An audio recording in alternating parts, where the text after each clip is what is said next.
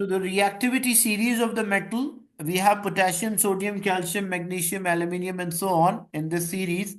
Always a more reactive metal have a tendency to lose electron or they will turn into ion, and the less reactive metals, they will turn into an atom. When the reaction is there between one metal atom, another metal ion. So as you can see, first reaction and metal is reacting with a compound. So potassium is more reactive. It will displace calcium from its compound to form potassium chloride and a calcium metal. The second example, we have a potassium atom and a calcium ion. So the question was, will they react? How you will know whether a reaction happen or occur? So when you check the reactivity series, potassium is more reactive and calcium is less reactive. The more reactive metal should exist as an ion. But here potassium is an atom, so the reaction should proceed and the potassium atom will turn into potassium ion. And the calcium ion, it's a less reactive element, so it will turn into calcium atom. But if we have a same way, if a potassium ion is there, already an ion, so in that case, the reaction will not proceed or the reaction will not occur. I'll give more examples about this. Let's say we have sodium ion and we have magnesium atom. Will they react with each other? One metal ion and another atom. Will they react? A reaction will happen between them. Any reaction will occur. No. No. No. So how we No. identify? Yeah, no reaction because sodium is more reactive and magnesium is less reactive, and sodium is already an ion and magnesium is already an atom. So it means there will be no reaction between them. They will not react with each other. But if I write, I have a sodium atom and I have a magnesium ion. So will they react with each other? Yes, they will react. Why? Because sodium is more reactive. The more reactive should exist as an ion. So sodium atom will turn into sodium ion and it will lose electron. Group 1 loses 1. And magnesium ion will turn into magnesium atom. But now for these equations, the ionic equations, it's not only you have to balance the atoms, you have to balance the charge on the left and the right hand side. So what is the total charge? Sodium is neutral, magnesium is 2. So what is the total charge on our left? We have plus 2 on our left. What is the total charge on our right? We have a charge of 1 plus or plus 1 on our right. So we have to balance the charge as well. So I put 2. So the charge is also balanced because 2 multiplied by plus 1 become 2. But if when I balance the charge, sodium is not balanced, so we put 2 as well. So sodium is also balanced. So ionic equation, the charge should also be balanced as well as the atoms. When a sodium atom turn into sodium ion, what is this change? Oxidation or a reduction? An atom turn into an ion. Oxidation. Good. This change is oxidation because it's a loss of electron or the charge has increased. A magnesium, which is 2 plus, changes into magnesium atom, so this change is reduction. If I say what is a reducing agent here, which substance is a reducing agent? Sodium. So sodium is a reducing agent. And which substance is oxidizing agent? Magnesium is an oxidizing agent. So for a substance, why we did not put 2 for a magnesium? Because magnesium is already balanced. Here magnesium is 2, here also, here magnesium is 1, here also magnesium is 1. But the charge here is plus 2 and the charge here is plus 1. That's why we put 2 before sodium. Oxidizing and the reducing agents are the substances which help in oxidation or reduction. So if a substance oxidation happen, it's a reducing agent. And if a substance reduction happen, that will be an oxidizing agent.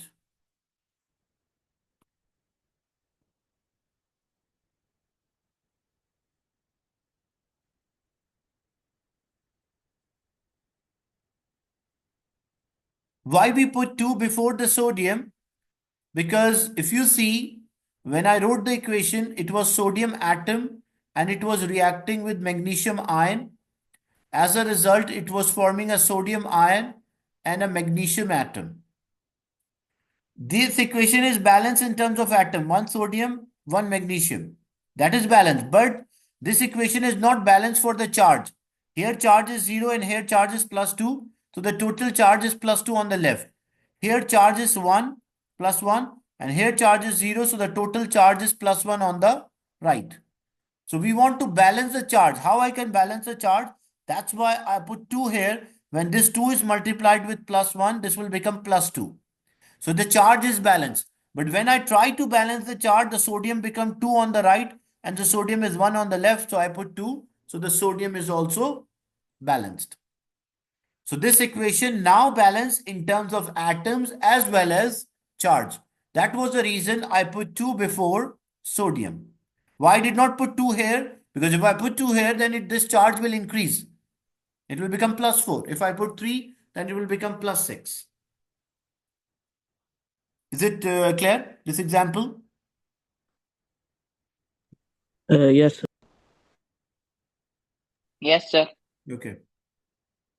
Another example, if I have a magnesium which is 2 plus and I have a copper, will they react? No. So there will be no reaction between them because magnesium is more reactive and copper is less reactive, and more reactive is already an ion. So they won't react. So there will be no reaction. But if I say I have a magnesium atom and there's a copper 2 plus ion, so in this case, there will be a reaction. A magnesium will turn into magnesium ion and the copper will turn into atom. Now, for this equation, I will not write anything the charge because charge is already balanced. Here we have 0 and 2 plus, so there's a charge plus 2. Plus 2 and 0, the charge is plus 2. So the charge is also balanced both sides. So we don't have to balance charge, and atoms are already balanced. So we don't have to put any number. And magnesium is 0 become plus 2. So this change is oxidation. So if oxidation happen, this is a reducing agent. Copper is plus 2 becomes 0. So this change is a reduction happen. So this copper is acting like an oxidizing agent. So the substance which oxidation happen is a reducing agent. Reduction happen is an oxidizing agent. Is it clear, this example?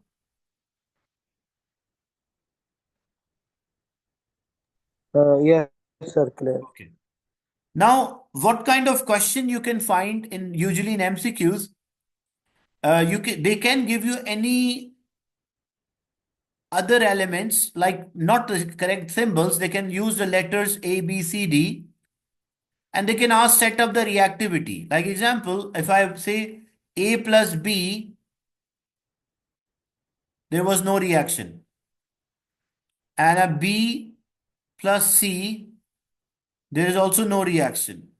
But when A is reacting with C, they reacted, A become ion and C become atom. And I say set up the reactivity from the most to the least. Okay. Now we check the first one, A and B, which is more reactive? A or B? B. B. Because the one, if there's no reaction, we check the reactant side. Because the one which is ion is more reactive. So we identify that B is more reactive, A is less reactive. Between B and C, which is more reactive? B. B again. Why B? Because there is no reaction. If there is no reaction happen, the one which is already an ion is more reactive. So C is less. Between A and C, which is more reactive? A. Good. So the idea is that look how you identify, you always check for the ion. The one which is ion is always a more reactive. And if the reaction does not happen or occur, you will see the reactant side. If the reaction occur, you will see the product side. So here A is more reactive and C is less reactive. So if I want to set up the reactivity series, first I work out B is more reactive than A and C. So B should be the most reactive. C does not react with B and C ion reacted with A. So C is the least reactive. So which is intermediate, it will be A. So the reactivity series will be BAC. Is it clear? This concept about the reactivity, setting up the reactivity of the metal or arranging them? Yes. Yes, sir.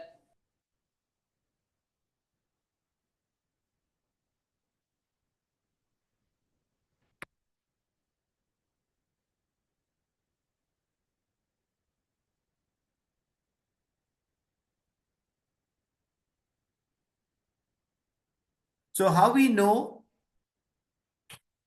The rule is that always the more reactive metal exists as an ion. So first A is reacting with B, like A is mixed with B ion, and there's what I said there's a no reaction.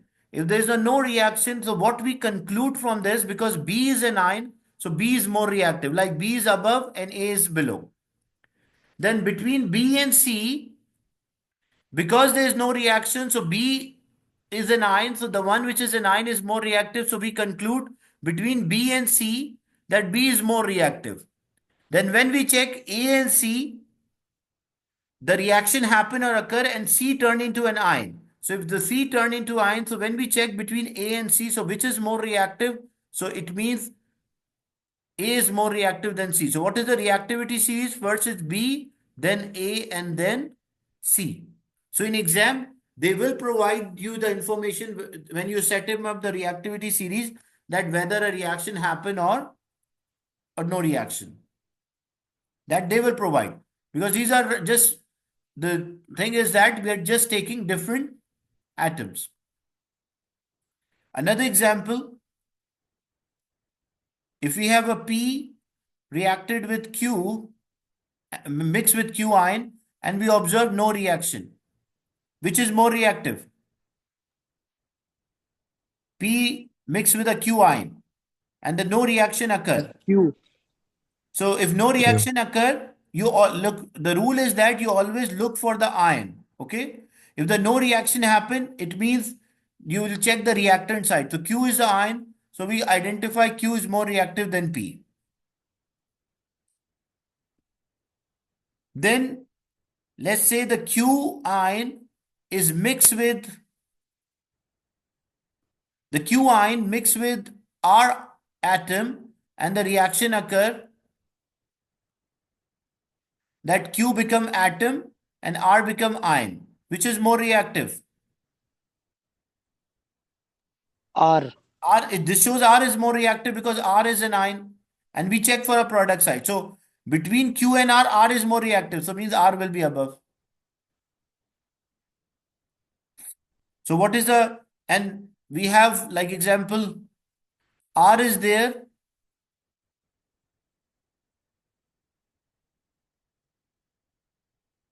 So if R is there and it is reacting with T ion, and we observe no reaction, what we can say, which is more reactive? T. It T. shows T is more reactive. So means T should be the top of the reactivity, and P, this will be the order of the reactivity.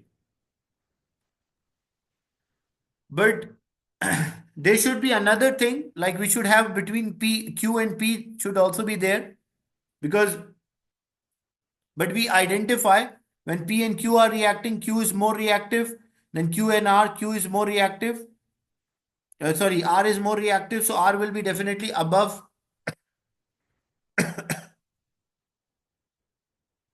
And there should be another one, which is we say like P and Q. If there is no reaction, so this give an idea that Q is more reactive than P. That is the order of their reactivity.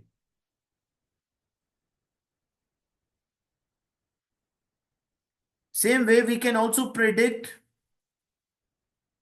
from the reactivity series, we can predict the reaction happen or does no reaction.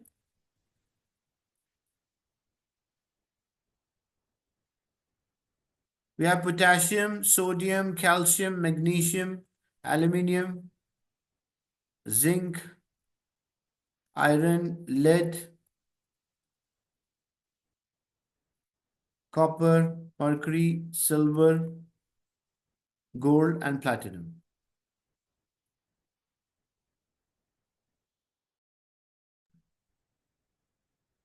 and the table is given to you. And you have to write whether the reaction happened or no reaction.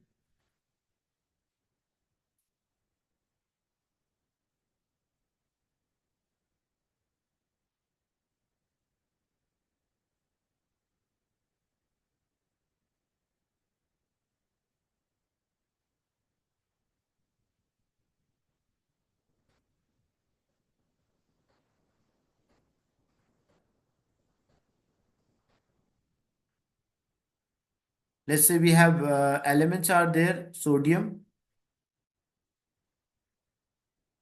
and we have zinc, and we have, say, copper. Okay. And here we have the compounds are shown.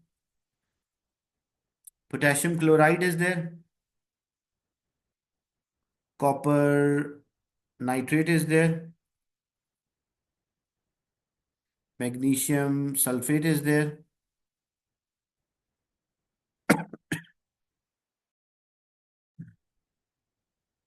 And iron nitrate is there.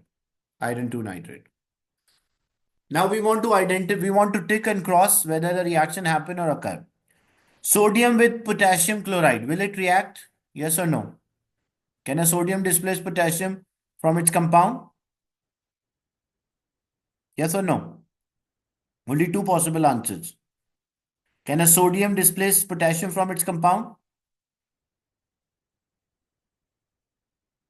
No, it cannot.